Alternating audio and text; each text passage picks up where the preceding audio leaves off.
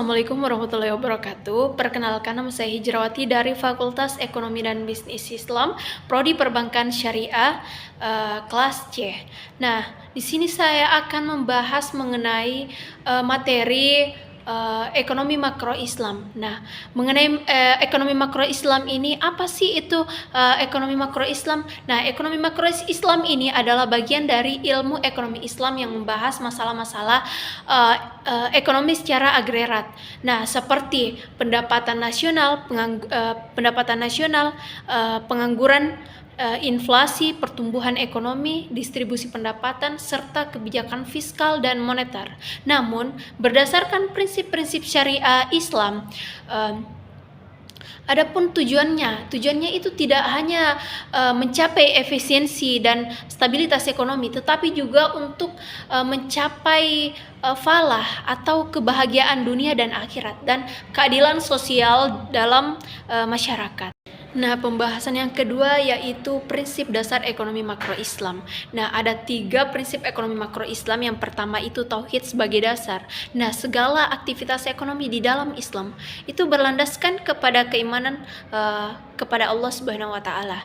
Nah, tauhid tersebut ini mengajarkan bahwa manusia adalah khalifah di bumi yang diberi amanah untuk mengelola sumber daya secara bertanggung jawab. Terus yang kedua yaitu keadilan. Nah, Islam ini menekankan distribusi kekayaan yang adil dan merata, menolak eksploitasi atau penindasan dan penimbuhan harta pada segelintir orang. Terus yang ketiga yaitu larangan dalam ekonomi Islam. Yang pertama itu riba atau bunga, diharamkan karena menyebabkan ketimpangan ekonomi dan eksploitasi. Yang kedua itu gharar atau ketidakpastian yang merugikan. Terus yang ketiga itu maisir atau perjudian atau spekulasi. Yang keempat itu monopoli dan penipuan. Nah, selanjutnya pembahasan yang ketiga yaitu tujuan ekonomi makro Islam. Yang pertama itu mencapai kesejahteraan umum atau maslahah ammah. Yang kedua itu distribusi kekayaan yang adil. Yang ketiga menciptakan stabilitas ekonomi dan moneter. Yang keempat itu menghapus kemiskinan dan pengangguran. Yang kelima itu mewujudkan pertumbuhan ekonomi berkelanjutan. Yang keenam, menjaga kestabilan harga dan nilai mata uang. Nah, pembahasan yang keempat yaitu instrumen kebijakan makroekonomi Islam. Nah, kebijakan fiskal Islam itu berbeda dari ekonomi konvensional. Kenapa? Karena ekonomi Islam ini tidak hanya mengandalkan pajak, tetapi juga instrumen-instrumen khas Islam seperti zakat, infak dan sedekah, wakaf, ghanimah dan faih. Terus selanjutnya itu kebijakan moneter Islam. Nah, karena dilarangnya bunga, sistem moneter Islam ini menggunakan instrumen-instrumen seperti sistem bagi hasil atau mudarabah musyarakah sebagai alternatif pinjaman berbunga.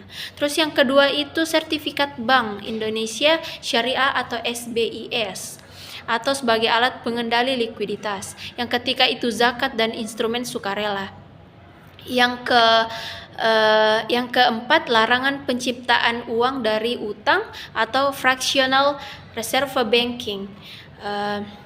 Terus pembahasan yang kelima yaitu pertumbuhan dan pembangunan dalam Islam. Nah, definisi pertumbuhan ekonomi Islam, pertumbuhan ekonomi di dalam Islam ini bukan hanya untuk meningkatkan output atau PDB, tetapi juga untuk memperhatikan kualitas pertumbuhan seperti apakah hasilnya ini dinikmati seluruh lapisan masyarakat. Terus yang kedua, apakah ada keberkahan dan tidak ada bertentangan dengan syariah. Nah, apa indikator keberhasilannya? Yang pertama itu falah atau keselamatan dan kesejahteraan. Yang kedua indeks maqasid syariah. Yang ketiga keseimbangan antara aspek material dan spiritual.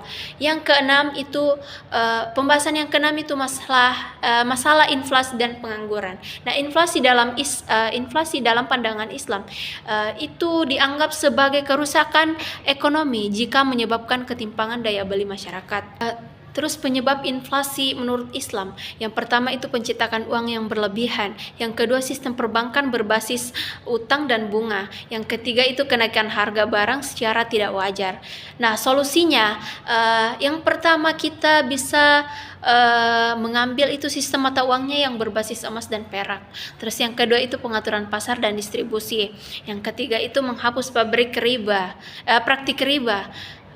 Selanjutnya itu pengangguran dalam Islam. Nah, pengangguran dianggap sebagai masalah yang serius yang harus segera diatasi karena bertentangan dengan prinsip Islam yang mendorong produktivitas. Nah, solusi Islam terhadap pengangguran itu yang pertama kita bisa mengambil itu mendorong kewirausahaan berbasis syariah. Yang kedua pemerataan akses modal melalui zakat dan wakaf. Terus pembahasan yang ketujuh itu perdagangan internasional dan neraca pembayaran. Nah, prinsip Islam dalam perdagangan global, yang pertama itu dilarangnya mengeksploitasi negara lain. Yang kedua itu didorong kerjasama antara negara muslim. Yang ketiga menolak sistem perdagangan yang zalim dan penuh riba. Nah, adapun neraca pembayaran syariah, neraca perdagangan diharapkan adil dan tidak merugikan pihak manapun. Terus yang kedua itu sistem barter atau dinar dirham atau perdagangan barang nyata bisa menjadi solusi alternatif sistem berbasis flat money. Terus mungkin itu saja pembahasan yang saya sampaikan. Terima kasih. Wassalamualaikum warahmatullahi wabarakatuh.